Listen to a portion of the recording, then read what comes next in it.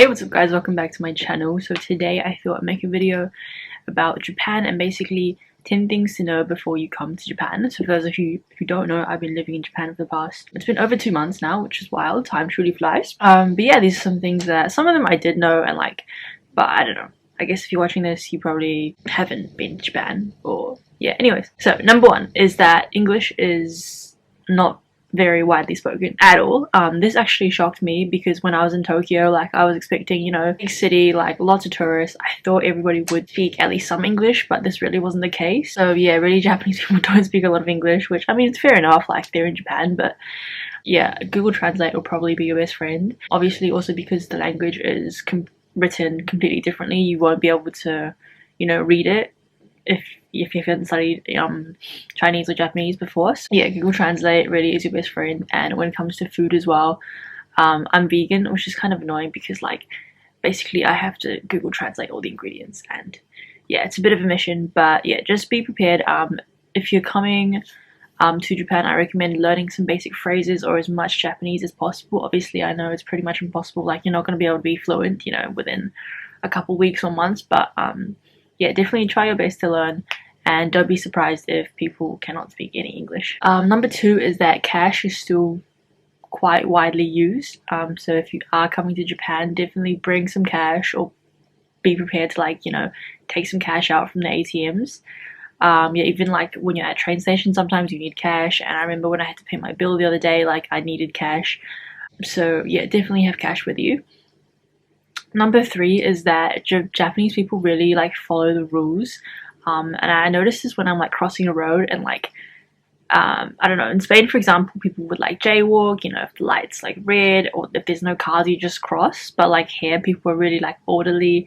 They follow the rules when it comes to, you know, getting into trains and stuff. People are like lined up. So yeah, definitely be aware of that. Follow the rules and respect what's going on. Number four is konbinis. Konbinis basically is like convenience stores. So for example, 7-Eleven, Lawson, Family Mart, Seiko Mart I think is considered a konbini as well. But yeah, they're pretty much everywhere in Japan and I love them. They're super convenient. Basically you can get a ton of food, snacks, drinks. Sometimes they have bathrooms, like printers, microwaves, everything really. So yeah, they basically are your best friend. And if you're coming to Japan, let's say on a budget, I would recommend getting your food like at konbinis. You can buy onigiri, like meal sets, fruit and just snacks, and like drinks for really cheap as well, like soft drinks. Alcohol too is just really cheap, which is amazing. Number five is toilets. So toilets are amazing in Japan. If you guys didn't know, they basically have like kind of like, I don't know, a bidet I guess you would call it, but like it's kind of like electronic. So the first of all, the seats are heated, which is awesome, and also like you can spray water out at you, which I don't know, just makes sense really. But yeah, they definitely are an experience, and I find that in general like toilets and bathrooms in Japan are really clean, which is awesome, and they're also widely available. I've never seen a toilet where you would have to pay. Amazing, love it. Number six is garbage or rubbish. So you don't really see many rubbish bins out in public. So yeah, I guess keep this in mind. Like if you have rubbish or plastic or whatever, basically you'd have to take it home with you, or take it to your hotel or hostel or whatever and just keep it with you. In general, Japan is clean. But yeah, there aren't very many rubbish bins or trash bins out and about. So I guess that's something to keep in mind. Number seven is the weather. So obviously depending on where you come, but the seasons in Japan can be quite intense, I guess. I'm living in Hokkaido right now, which is in the north of Japan, and in winter it gets extremely cold and they get a lot of snow as well.